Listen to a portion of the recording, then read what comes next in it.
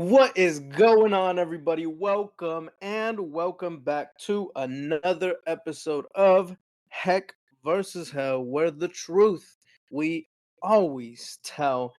Welcome once again to this beautiful, wonderful syndication and, dare I say, community where we can all get together. We were actually just supposed to have a True Seekers Mastermind Alliance episode, but things got a little hectic. So here we are, and I've been wanting to do this one for a minute now, but wherever it is that you're listening to this location wise, right? Demographically, I want to say thank you for joining us and thank you for listening in and hearing another message that is given to the holy by the Holy One of everything and creator of all things. So we always want to give homage to where it's due and ensure that you know what? We are here as vessels. We are here as a partnership with God, and we are here to excel the kingdom of heaven. Okay. So that's what we're here to do. And in correlation, that's exactly what we're going to do today with, as you can see, a little teaser in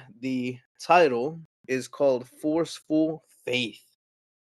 And I want to give a real quick shout out, of course, to my girl T Tangs. You know who you are, and Miss Mama Men. Just because, I know what you are going through, and I have to send always my love and blessings and prayers. So, this episode is also dedicated. I know I had told you two a little bit about the layout of how this conversation was going to go. And this is definitely has to be one of those dedication episodes, okay? But this is a really prominent episode that is going to be very important for us all to hear. This is actually very important for myself too. And this is a revelation that I got personally for my own journey as well, and of course, giving that message out. And it emphasizes on so many different things. And of course, going to the point where we have to force our faith. We have to be so faithful and have no doubt, no matter what gets in our way or tries to deter us, that we make sure it happens. Because, and actually, Lex and I, we were reading the scriptures yesterday to give you a little context of where we're heading into this episode. We were reading Exodus, and there was a portion where they were getting out of Israel. They were running away from Israel, running away from Pharaoh and all his men, horsemen, chariots, and everything.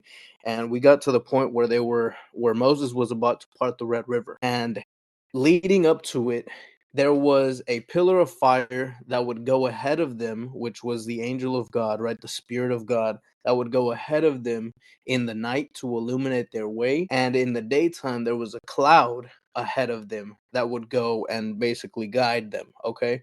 So, in this context, they had ended up going towards where God was taking them, right? And ultimately, they were getting very close to that river.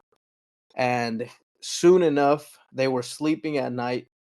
And then the Pharaoh, I almost said the Pharisees, Pharaoh had came by and he had brought all his people. I want to say it was, I can't remember if it was three 3,000. I just realized I've been saying Red River instead of Red Sea. You know what I'm talking about. But anyways, one of those. But they had got to that point, and the whole time the pillar and the cloud were traveling ahead of the Israelites. And at that moment, they were doubting. They were over here doubting. The Israelites were like, no, well, why did you even bring us out of Egypt just so we could get here and die? And they got to that point where they started doubting whenever they already saw what happened, whenever God had already proven himself to all of them and shed all the blood of the firstborns of Egypt, and theirs were spared. He already showed them, I am God. And in that moment, God told Moses, do not petition to me. What are you calling out for me for? He's like, raise your hand and wave it over the river, and it will be parted. And the cloud and the pillar, before he did that, they actually moved behind the Israelites. So they were between the Israelites and Pharaoh's people. and Pharaoh, right? So they were in between them. So if you notice, God moved out of the way and had enough faith in us, knowing that we can handle it, knowing the power that He gave us, knowing that He entrusted us with this information, with this knowledge, with this power, with this image of Himself. Knowing all of this, He moved to the back, the cloud and the pillar. They were never together at the same time, but both of them ended up going to the back, standing between them, and Moses did what he did. And that's where we start to see how God gives us so much responsibility in the power that He has given to us, in the calling that He has chosen us for. In this same way, we are destined and have the authority of so many different things. We don't even understand it, but right now we have the authority to bring people back to death, back from the death, rather, right? Not with defibrillators or man made creations, but actually bring people back from the death even to that point. We have the power to cure blindness, cure deafness, cure leprosy, right? Cure cancer, which is a very sensitive topic for so many people. We have the power to do so many things, cure any ailments, cure body things through the blood of Christ. And even at that time, when Christ's blood technically wasn't shed yet, of course, God is outside time, space, and matter. So it was already done and it already is. Before it had physically in this timeline happened, Moses still had that authority. And now through that heirship, through that kingdom inheritance that we get, one of those things is having the power of the Holy Spirit to understand that we have faith on our side. So this is why people in so many evil powers, because it's not just as an inheritance, it's in our design. It's in our design to be able to have faith in something and know that it will come to be. The adversaries very well understand this, and this is why they go and put themselves to be different statues and, put themselves as images and take those forms because they understand through our faith that is given and put into them, we feed them authority, we feed them power. Okay, but it's not about them right now. That's just to say that's how powerful we are. All these things, all these miracles that you see happen from different entities, from different religions, quote unquote. I've seen people go and pray to statues and they get things that happen to them, but it's their faith. It's their faith. Remember the woman that bled for 12 years. It is your faith that cured you. Okay, so I want to go into not only that, but we start seeing, and I want to pull up some scriptures here, okay? Whenever we look at Jacob, right? The story of Jacob in Genesis, we remember that in the same way Jacob went and he wrestled with God, right? He came and he was walking through a town and he ended up going and wrestling with a man that was God in the human form, and he wrestled with him, telling him to give him his blessing. So Jacob was wrestling with this man until sunrise, which I have no idea how much time it was at least 6 hours straight that he was wrestling with this man, even to the point where his hip was, I believe it was dislocated or broken, something like that. But it messed up his hip and he didn't let go until he got the blessing that he was asking for. It's very prominent to understand that because we, in the same way, can ask in a forceful manner, not to say God's going to work for us, not to say God is, here at our disposal to take advantage of what he does. That's what evil men do, right? That's why people can go to really high links because of that free will and that design that was given to us to be able to do. We look at these people and we're like, well, why are they so rich?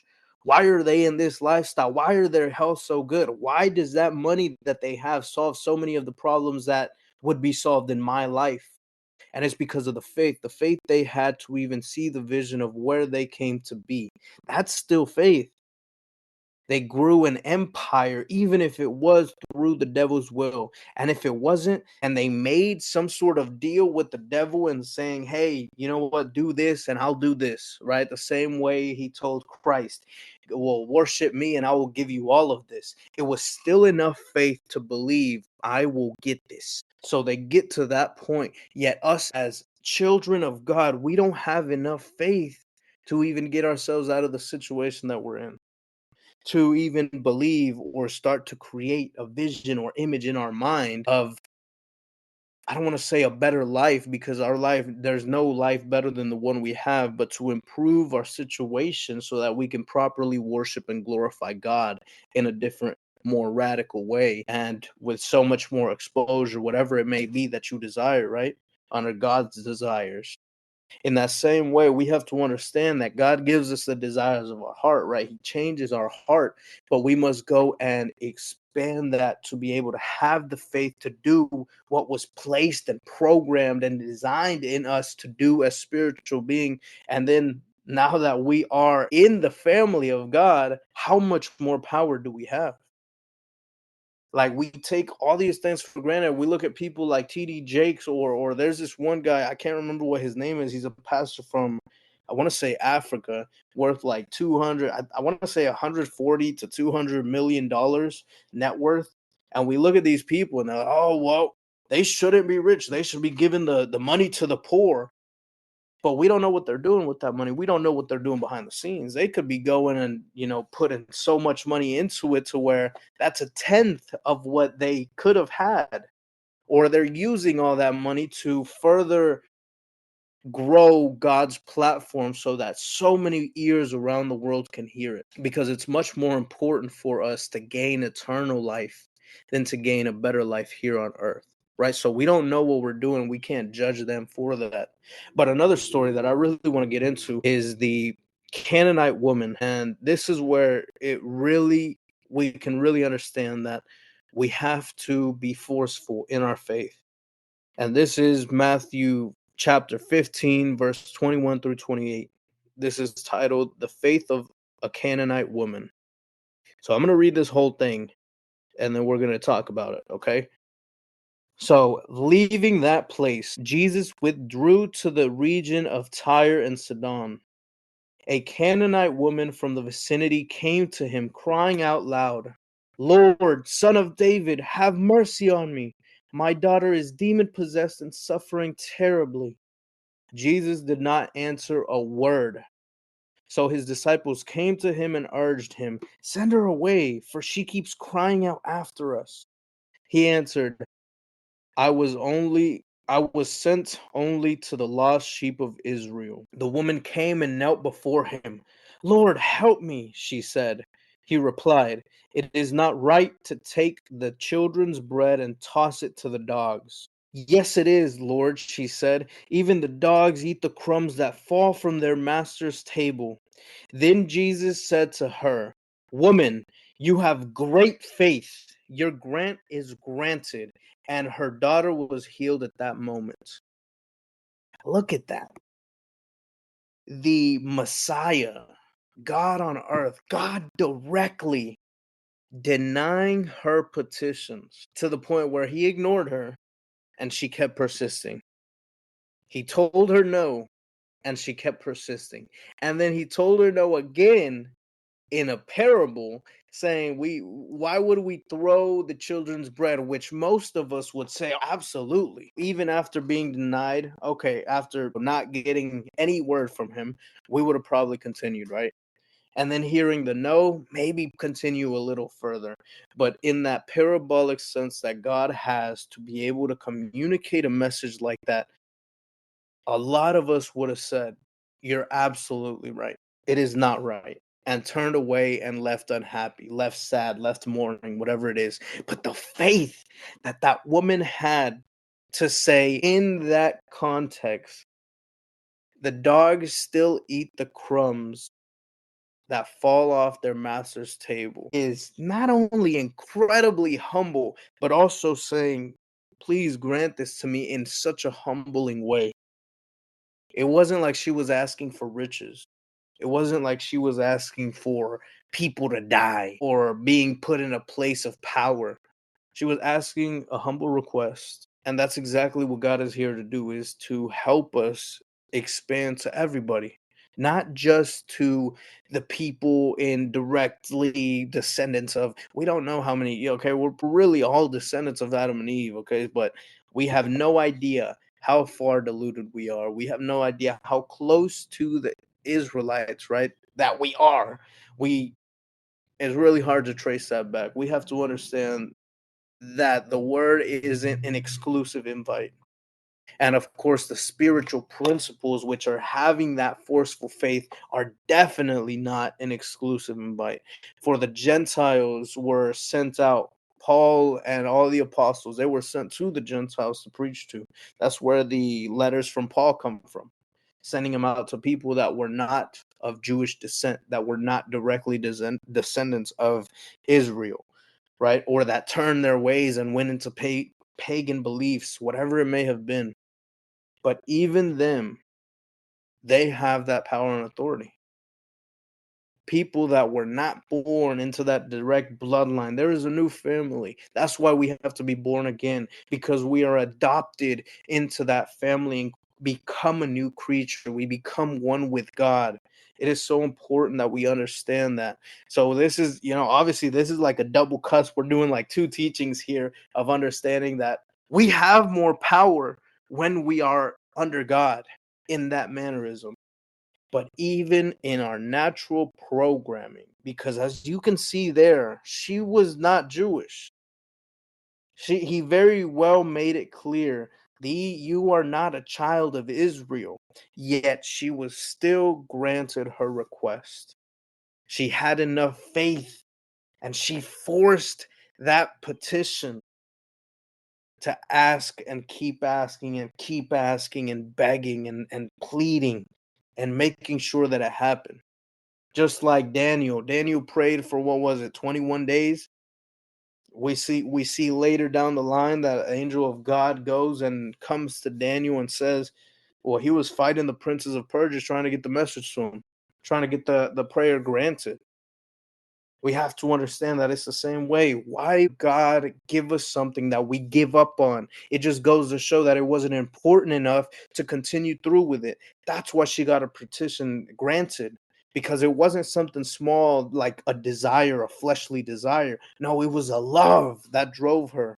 It was a desire that came out of goodness, but also something that just drove her. That's why so many of these people, these inspirational talkers, they say, what is your why? Because you have to have that persistent to chase it and chase it and chase it and make sure you never give up on what it is that you desire, so that you can achieve it and so you can get it granted to you. It doesn't matter if it's the most evil thing in the world, which I'm hoping that nobody with bad intentions is hearing this right now, okay? I hope that God gives you the proper intentions and allows you to turn away from those and discover yourself. Discover yourself as to why you even want that in the first place, in the depth of it, and to open your heart and open the door of your heart to that knocking. For we understand in Revelations that God is always knocking on our door. It's very crucial that, okay, first, knowledge doesn't get into the wrong hands, right? But it's crucial to understand that also, as believers and as children of God, that we have that authority. We have something far beyond power that we can't even begin to comprehend. We see power as guns, right? As presidents, as prime ministers, people that have these buttons that they can push and begin nuclear war. We could have the faith to just say, hey, those nuclear missiles aren't working. They ain't working. Everything's gonna malfunction. We have that power, yet we seem to not understand that. That's where it's very important. It's very important to understand this. It's very important to know God so that you can know these truths that God has placed in us. It's easy to doubt. It's hard to have faith, but that persistent faith, that's where we can really strive in God's glory, strive in achieving what we were set to do. and strive in saving those that may not have heard the word yet, and expand that eternal life that is granted to us all. Not many take it, unfortunately. I love each and every one of you, and I hope you have a blessed day, night, weekend, weekday, month, year, everything. And I hope that you really take this message for what it is and apply it in the proper way. I love you all, and we will catch you on the flip side.